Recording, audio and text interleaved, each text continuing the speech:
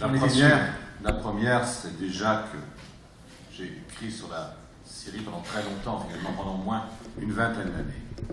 Et je crois bien avoir écrit pendant ces 20 ans dans une certaine solitude. C'est-à-dire que quoi que j'ai pu rapporter sur la Syrie, il n'y avait jamais le moindre écho.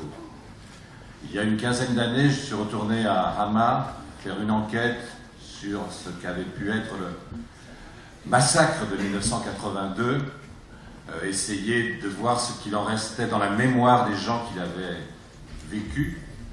Je me souviens exactement comment s'est passée l'enquête. Avec la traductrice, on était dans un jardin public et chaque personne qui passait, l'interprète allait le voir et lui disait « Monsieur, pourriez-vous nous raconter ce qui s'est passé en 1982 ?» Et à chaque fois, la réponse était « Il ne s'est rien passé en 1982, ou j'ai oublié, ou je n'étais pas là. » Alors, on voyait même des gens qui passaient, tu regardes celui-ci, t'as vu comme il est, il a une grande barbe, c'est sûrement un islamiste, lui, il va avoir le courage de parler. On allait voir cette personne, et toujours la réponse était la même. Et à la fin de l'après-midi, nous n'avions trouvé absolument personne pour nous parler du massacre de Hama de 1982, et j'étais absolument fatigué, désarmé, un peu dans le désarroi. Et puis d'arriver un grand-père, et l'interprète m'a dit « Mais lui, on va tenter quand même une dernière fois. » Je dis « C'est pas la peine, regarde ce brave monsieur, il va rien nous dire. » Et elle dit « Laisse-moi tenter. » Elle va voir le monsieur et lui dit « Monsieur, qu'est-ce qui s'est passé en 1982 ici ?» Il m'a dit « Mais vous voulez savoir ?»« Oui. » « Eh bien, je vais tout vous raconter parce que vous savez, à mon âge, je ne crains plus rien et en plus, j'ai une quinzaine de membres de ma famille qui sont morts dans ce massacre. » Et non seulement il a raconté, mais il nous a pris par la main et il nous a emmenés ici, à droite, à gauche, sur telle place, tel endroit, où avaient eu lieu les principaux faits de massacre. Et notamment, par exemple, je me souviens de l'hôtel Cham. C'est une chaîne célèbre de l'hôtel en Syrie. Et il dit, regardez sur cet hôtel, dessous, on ne peut pas le voir, il y a un charnier où il y a des membres de ma famille qui sont enterrés, et on a construit spécialement cet hôtel au-dessus de ce charnier pour cacher le massacre. Et évidemment, lorsque je suis rentré en France, j'ai refait l'histoire du massacre, avec en plus un autre témoignage que j'avais pu recueillir. J'ai tenté une évaluation du nombre des victimes, qui n'est pas la mienne d'ailleurs, mais qui est celle d'un ancien dirigeant du parti Baas, dont le frère avait failli mourir et qui justement à cause de ça avait changé de camp et avait fait lui-même sa propre estimation pour arriver au chiffre, on ne peut pas être plus précis, d'entre 15 000 et 25 000 morts. Entre 15 000 et 25 000 morts. Donc, quand j'ai refait cette enquête, je n'ai pas eu le moindre coup de téléphone, qui que ce soit, ni d'une association, ni d'un diplomate, ni de l'Institut du monde arabe, par exemple, pour me dire, quand même, on a un peu oublié ce massacre, il serait temps quand même d'en parler. Quand même, les pierres crient. Je me souviens quelqu'un qui, justement, disait à Hama, je crois que c'est le grand-père lui-même, qui disait ici, même les pierres crient. Et donc, j'ai fait cet article, et puis il est passé 2 pages, et il est passé totalement inaperçu. Comme tout ce que j'ai pu écrire, d'ailleurs, pendant ces 20 ans où j'ai travaillé sur la Syrie, jusqu'à ce que la révolution commence, donc en février, en mars 2011.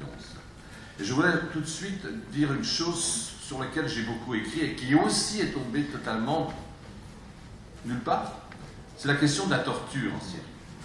La question de la torture en Syrie est essentielle, parce que finalement, c'est ce qui fait aussi beaucoup la différence avec les régimes arabes voisins. Dans tous les pays arabes, on torture.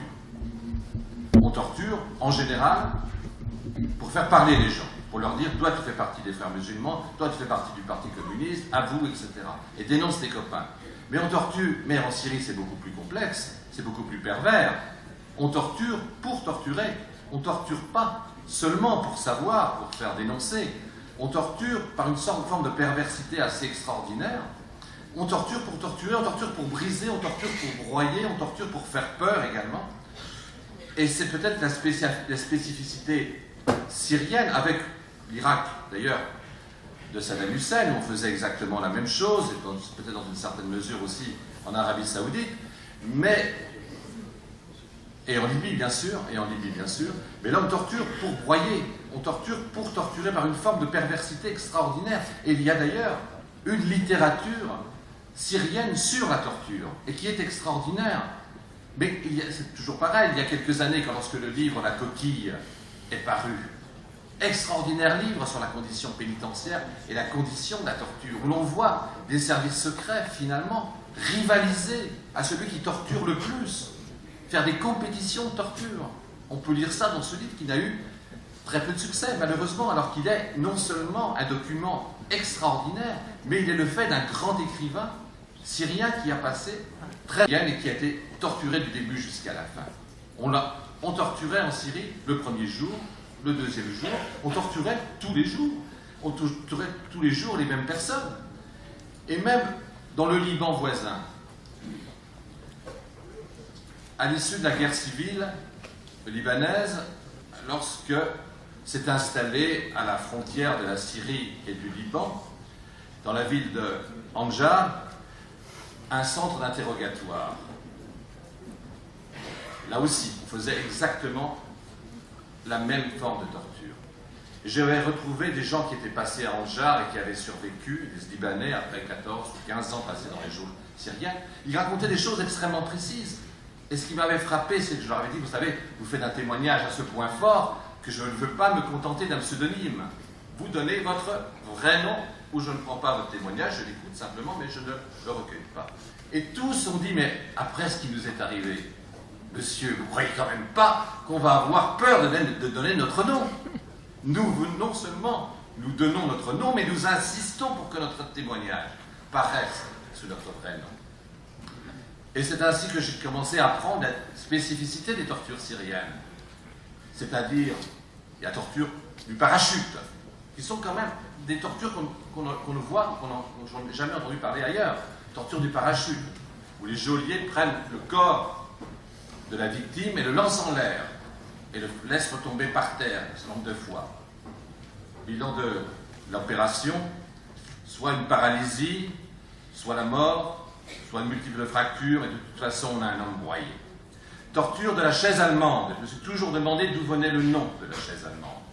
Peut-être est-ce qu'il remontait à Alois Brunner, qui a été ancien criminel de guerre, qui ensuite a servi au service de Hafez el-Assad, qui est probablement mort en Syrie. Je ne sais pas si ça vient de là, je n'en sais rien. Je ne veux pas la décrire, c'est trop affreux. Autre torture encore, le tapis volant, où on essaye de désarticuler le corps du supplicié. Donc toutes ces questions de torture, moi, m'ont toujours hanté. J'ai toujours essayé d'en faire état, sans grand succès. Et je voudrais quand même rappeler que finalement, la révolution syrienne est née de la révolte de parents dont les enfants avaient été pris pour avoir écrit quelques slogans sur les murs et qui ensuite ont été torturés. Et paraît-il, d'après l'imam que j'ai rencontré, l'imam d'une des mosquées de Dera, on entendait le cri des enfants de l'extérieur de la prison. Ce qui a amené les parents à aller voir le gouverneur et leur dire « Libérez nos enfants, libérez nos enfants ». Ils ont 12, 13, 14 ans, à peine des adolescents. Et donc la torture a donc été une question centrale. Et je voulais peut-être terminer aussi lors de mon séjour à Homs, en février de l'année dernière, il y a tout juste un an. J'ai, dans le centre des premiers soins, un infirmier est venu me voir, même pas un infirmier parce que finalement il n'y avait pas d'infirmier, il n'y avait pas de médecin. Les médecins étaient soit des dentistes qui s'étaient reconvertis comme médecins ou pharmaciens, etc. Et l'infirmier n'était pas infirmier, il venait aider simplement, il avait une formation approximative. Il me dit, vous êtes français? Je dis oui. Il dit, je voudrais parler français avec vous. C'était très difficile, son français était au niveau du balbutiement, mais au moins il faisait un effort, donc nous avons communiqué. Il m'a dit, vous savez pourquoi j'ai été torturé? Parce que j'apprenais le français. J'apprenais le français et j'étais du quartier où vous êtes actuellement, de Bab el-Amro, et ces deux conditions suffisaient pour être arrêté et torturé pendant je crois, 3 semaines, et tous mes copains qui apprenaient, qui étaient à l'université de Homs en classe de français, ont eu exactement le même sort. On a été arrêtés, on nous a dit vous parlez français, et vous êtes de Babel-Memro, 2 conditions pour vous torturer. Ça a duré donc plusieurs semaines et ensuite ils ont été libérés. Et pour vous dire que simplement cette torture n'est pas simplement une arme parmi d'autres, je crois que plus que les scuds encore, c'est une arme de destruction massive. Et où que je sois allé en Syrie, j'ai rencontré des personnes qui avaient été torturées.